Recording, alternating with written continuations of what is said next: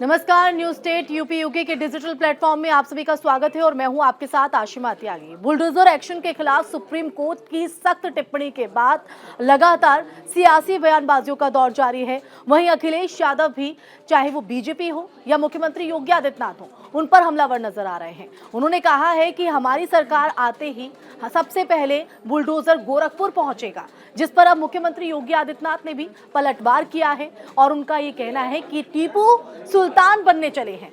यानी अगर देखा जाए तो उत्तर प्रदेश की एक बार फिर से सियासी लड़ाई बुलडोजर पर आ गई। आज हम इसी पर चर्चा करेंगे और चर्चा में मेरे साथ अमिशा जुड़ेंगी। और जिस तरह से सुप्रीम कोर्ट में सख्त टिप्पणी हुई है बुलडोजर एक्शन के खिलाफ, उसके बाद जो बयानबाजी यहाँ पर देखी जा रही है, अखिलेश यादव ने क्या कुछ कहा है मुख्यमंत्री योगी आदित्यनाथ पर निशाना साधते हुए, वहीं योगी आदित्यनाथ ने क्या कुछ पलटवार किया और ये क्या पूरा सियासी गणित देखने को मिल रहा है, क्योंकि उपचुनाव भी नजदीक है। और उससे पहले चाहे कोई भी मुद्दा हो, मुखर होकर सियासी जो तीरंदाजी है वो यहाँ पर देखने को मिल रहा है। तो सबसे पहले तो हम ये देखेंगे, क्योंकि जब देख रहे हैं हम यूपी के उत्तर प्रदेश की ये जो राजनीति है वो एक बार फिर से बुलडोजर के इर्द गिर्द, ना सिर्फ इस बार एक्शन को लेके बल्कि अब इसलिए कहीं ना कहीं 2027 तक का टारगेट, आपको पता है इशारा में कहा कर रही हो अखिलेश, तो क्या कुछ अब तक हुआ है, जरा वो बताइएगा। देखिए, यूपी के मुख्यमंत्री योगी आदित्यनाथ और सपा प्रमुख अखिलेश यादव के बीच बुलडोजर को लेकर एक सियासी संग्राम देखने को मिल रहा है। अब हम आपको बताते हैं यहाँ इसकी शुरुआत कहाँ से होती है। सपा प्रमुख अखिलेश यादव ने अपने लखनऊ में अपने कार्यकर्ताओं को संबोधित करते हुए उन्होंने ये कहा कि 2027 में बीजेपी का सफाया होगा और समाजवादी पार्टी सत्ता में आएगी। और उसके बाद पूरे उत्तर प्रदेश में जो बुलडोजर चल रहा है, जो आरोपियों के ऊपर जो बुलडोजर चलता है, उसका रुख सीधा गोरखपुर होगा। अब जरा सोचिए, गोरखपुर से कौन आते हैं? योगी आदित्यनाथ। हालांकि उन्होंने नाम नहीं लिया, लेकिन इशारों में उन्होंने ये साफ कर दिया। तो जैसे ही अखिलेश यादव का ये बयान आता है, वैसे ही योगी आदित्यनाथ उनके बयान पर पलटवार करते हुए कहते हैं कि बुलडोजर चलाना सबके बस की बात नहीं है, उसके लिए जिगरा चाहिए, उसके लिए दिल चाहिए, उसके लिए दिमाग चाहिए। जो लोग दंगाइयों के सामने नाक रगड़ लेते हैं, वो लोग क्या बुलडोजर चलाने की बात कहेंगे। अब मैं आपको एक और चीज बता दूं कि अखिलेश यादव ने ये टिप्पणी कब की। दरअसल जब सुप्रीम कोर्ट ने जो टिप्पणी की थी बुलडोजर के ऊपर, उसके बाद अखिलेश यादव ने ये योगी आदित्यनाथ और योगी सरकार के ऊपर पलटवार करते हुए कहा था। दरअसल मैं आपको बता दूं कि सुप्रीम कोर्ट का ये कहना है कि अगर कोई उत्तर प्रदेश में कोई आरोपी है, कोई अपराधी है, तो उसके घर को गिराना उचित नहीं है। साथ ही साथ आरोप के बिना, बिल्कुल, क्योंकि अगर आरोप ही है और आरोप के ऊपर इस तरह की कार्रवाई हो रही है, तो अपराधियों और अपराधियों के करीबियों पर इस तरह किसी को घर गिराना जायज नहीं है। और उसी के बाद हम देख रहे हैं कि लगातार जो बयानबाजी का जो दौर है वो यहाँ पर देखने को मिल रहा है। लेकिन अगर हम यहाँ पर बात करें, क्योंकि जिस तरह से हम देख रहे हैं अखिलेश यादव ने भी कई बातें की और आज भी कुछ बयान उनके सामने आए हैं जिसमें उन्होंने कहा है कि स्टीयरिंग पलट जाएगा। तो यानी उनका जो ये कॉन्फिडेंट है या फिर ओवर कॉन्फिडेंस इसको कहा जाए। देखिए, जो लोकसभा में जो रिजल्ट आया है, उसके बाद समाजवादी पार्टी का जो कॉन्फिडेंस है वो काफी ज्यादा हाई है। अब उन समाजवादी पार्टी को ये लग रहा है कि 2027 जो एक होती मछली की आंख, हर किसी का टारगेट 2027 है, चाहे वो बीजेपी हो चाहे वो समाजवादी पार्टी हो। तो जिस तरीके के जो परिणाम निकल कर आए हैं लोकसभा चुनाव में, राम मंदिर बनाने के बाद भी बीजेपी को अयोध्या में नहीं जीत पाई, ये बहुत बड़ा अपने आप में सवाल होता है। इसके बाद से समाजवादी पार्टी और जो इंडिया गठबंधन है, इनका जो मनोबल है वो काफी ज्यादा हाई है।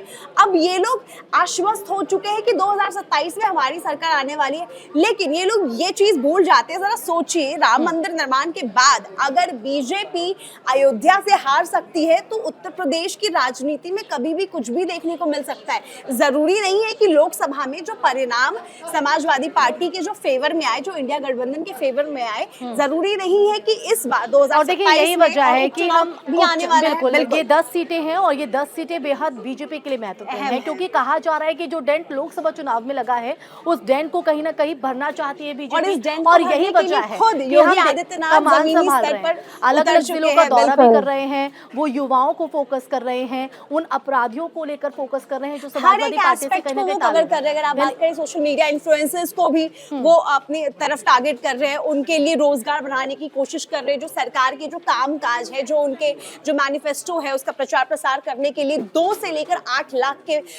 लाख रुपए के बीच तक सोशल इन्फ्लुएंसर्स जो है उनको दिया जाएगा। इस पर भी विपक्ष मुखर होकर सरकार को घेरने की कोशिश कर रहा है। तो ऐसी तमाम सारी चीजें हैं उपचुनाव से पहले। बिल्कुल, तो इस सियासी गणित को अब हम एक और तरीके से, एक और नजरिए से समझते हैं। हमेशा की तरह पंकज जी एक बार फिर से हमारे साथ चर्चा में आज शामिल होंगे और चर्चा बेहद महत्वपूर्ण यहाँ पर चल रही है। पंकज जी, अगर हम बात करें, क्योंकि लगातार हम देख रहे हैं सियासी बयानबाजी जारी है, लेकिन इस सियासी बयानबाजी के बीच अब जो बुलडोजर है वो एक बार फिर सुर्खियां, क्योंकि एक्शन को लेकर नहीं, क्योंकि अब यहाँ पर बुलडोजर के जरिए सुप्रीम कोर्ट ने कुछ दिनों के फिलहाल रोक वही, लेकिन ये एक बार फिर से क्यों चर्चाओं में दिखाई पड़ रहा है? देखिए, बुलडोजर का जो मामला है अभी पिछले लगातार हम देख रहे हैं पिछले कुछ समय से, जो इसके उत्तर प्रदेश में खास करके कार्रवाई हो रही है। अब जो विपक्ष का कहना है इस पे, चूंकि अब सियासत शुरू हो गई, विपक्ष का कहना है जो भी आरोपी होता है किसी आरोप में वो आता है और सरकार जो खास करके जो गैर बीजेपी वाले विचारधारा के लोग हैं उनके यहाँ सरकार बुलडोजर की कार्रवाई कर देती है। ये अहंकार की कार्रवाई है और बदले की कार्रवाई सरकार इस तरह से कर रही है। लेकिन ये विवाद में अभी सुर्खियों में इसलिए आ गया अचानक क्योंकि ये मामला सुप्रीम कोर्ट पहुंच गया था। ये मामला 2002 का था, जब 2022 का था। ये उस समय का मामला था जब जहांगीरपुरी में शोभा यात्रा के दौरान कुछ हिंसा हुई थी। उसके बाद वहाँ पे बुलडोजर की कार्रवाई हुई। तो ये मामला जब सुप्रीम कोर्ट में पहुंचा तो उत्तर प्रदेश का भी मामला पहुंचा और कुछ मध्य प्रदेश से भी पहुंचा। तो सभी मामलों को सुप्रीम कोर्ट ने उसके लिए बेंच जवाब भी मांगा और मुझे लग रहा है कि एक बेंच का गठन कर दिया और उस बेंच में आपको सोमवार में उस बेंच ने इस मामले की सुनवाई की। इसमें जो बेंच था BR गवई और KB विश्वनाथ की बेंच थी। तो इस बेंच ने सरकार से पूछा है जी भाई, आप जो ये कार्रवाई कर रहे हैं तो क्या आरोपी जो होता है सो आरोपी के पे चलाते हैं, लेकिन अगर कोई आरोपी है तो उसके परिवार वाले को और उसके पूरे संपत्ति को तो नष्ट करना ये है, गैर कानूनी है। तो उस पे सभी लोगों ने अपना अपना पक्ष रखा। तो सॉलिसिटर जनरल जो सरकार की तरफ से थे तुषार मेहता ने कहा नहीं, ये जो बुलडोजर की कार्रवाई है वो अलग है और जो आरोपी है वो अलग है। बुलडोजर की कार्रवाई एक अचल संपत्ति अवैध जो एक स्वतंत्र प्रक्रिया के तहत होता है जिसने अवैध कब्जा है और जिसका जिक्र भी कहीं ना कहीं सरकार की तरफ से किया गया है कि अचल संपत्ति है, हम उन पर ही ये कार्रवाई कर रहे हैं। और देखिए उसमें भी जो मान लिया अवैध निर्माण है, अतिक्रमण है, तो सरकार का ये कहना जो अगर अतिक्रमण है तो अतिक्रमण पे तो हटाना ही है। और उससे तुषार मेहता ने यहाँ तक कहा, जो देखिए नोटिस भेजा जाता है म्युनिसिपैलिटी से और जो भी वहाँ का स्थानीय प्रशासन होता है उसके तरफ से उनको नोटिस भेजा जाता है। नोटिस के बाद हम जब उस पर लगातार नोटिस के बाद अगर ये अनसुनी की जाती है तो फिर हम उस पर कार्रवाई करते हैं। हालांकि इसके जो याचिकाकर्ताओं की तरफ से जो वकील थे ये थे आपको दुष्यंत दबे और CU सिंह। वो तो संविधान को खतरा बता रहे हैं। वो ये कह रहे हैं कि सौहार्द बिगाड़ने की कोशिश होती है। इन्होंने इसको लेके काफी अपना एग्रेसिव रखा। तो फिर सुप्रीम कोर्ट ने ये बोला जो हम अब फिलहाल ठीक है, अभी ये पूरा मामला सुप्रीम कोर्ट में है, सुप्रीम कोर्ट का क्या रुख है ये देखना होगा। लेकिन अखिलेश यादव और अभी CM योगी के बीच जो ये चल रहा है, अब इसका ये सियासी है क्योंकि देखिए उपचुनाव होने हैं और बिल्कुल दिलचस्प बना दिया इस बार सियासी रोचक मुकाबला हो गया इस पे। और देखिए सियासत में अभी उपचुनाव का समय है, 2027 के लिए अभी से ही तैयारी हो रही है, तैयारी मतलब रणभूमि तैयार की जा रही है। उससे पहले सेमीफाइनल है। तो इस सब के लिए आरोप प्रत्यारोप का स्तर भी आप देख रही हैं जो लगातार मुख्यमंत्री के लेवल पे, मुख्यमंत्री और पूर्व मुख्यमंत्री मतलब दोनों के लेवल पे देखिए मतलब किस तरह की भाषाओं का प्रयोग हो रहा है। जो बुलडोजर इस्तेमाल हो रहा है, जो बुलडोजर जो हम चला देंगे तो उसमें दिमाग नहीं होता तो डायरेक्शन मोड़ देंगे हम गोरखपुर की तरफ करते हैं। तो ये एक तरह से सब उसी का ताना तो बाना है। आपको क्या लगता है कि जो इस तरह का बयानबाजी हो रही है और जिस तरह से हम जिन शब्दों का इस्तेमाल यहाँ पर हो रहा है, लोगों के दिमागों पर ये प्रभाव डालने के लिए इस तरह की देखिए निश्चित रूप से जो लोग हैं तो इस तरह से जो गॉसिप्स में जो मजा लेते हैं और जिनकी जो विचारधारा होती है उससे लोग प्रभावित होते हैं। जो कि ये लोग आइकन है, जैसे CM योगी यहाँ आइकन है, अखिलेश यादव आइकन है, युवा इससे प्रभावित होते हैं।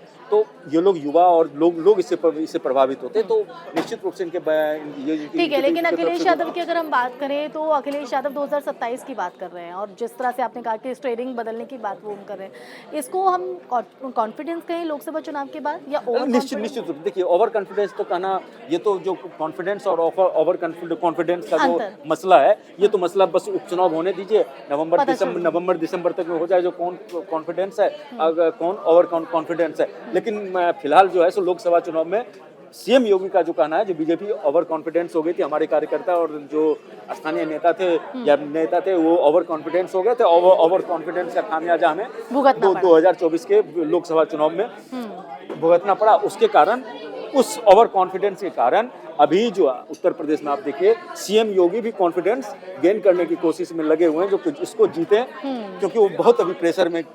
बिल्कुल, और देखिए इस प्रेशर का जिक्र कहीं ना कहीं अखिलेश यादव ने भी किया है कि ना वो खुद सो रहे हैं और ना अधिकारियों को सोने दे रहे हैं। तो देखिए, अभी जब तक विधानसभा का उपचुनाव नहीं होता, भले ही ना ही अभी डेट आया है, ना ही कुछ, तो यानी यही रोमांचकारी, हाँ, ये रोमांच उत्तर प्रदेश की राजनीति में, ये रोमांच अभी आपको लगातार देखने को मिलेगा। कभी बुलडोजर आ जाएगा, तो कभी नवाब सिंह वाला मामला आ जाएगा, ब्रांड आ जाएगा। तो ये अभी ठीक है, लेकिन अब बिल्कुल अब यहाँ पर चर्चा को तो विराम लगाने की जरूरत है, लेकिन उत्तर प्रदेश की फिजाओं में जो अभी दिलचस्प नज़ारा और दिलचस्प बयानबाजियों का दौर देखने को मिल रहा है, उस पर कब विराम लगेगा, ये देखने वाली बात रहेगी। इसी के साथ इस टॉपिक में फिलहाल बस इतना ही। नमस्कार। न्यूज नेशन अब व्हाट्सएप पर खबरों की ताजा अपडेट के लिए न्यूज नेशन के इस QR कोड को स्कैन करें।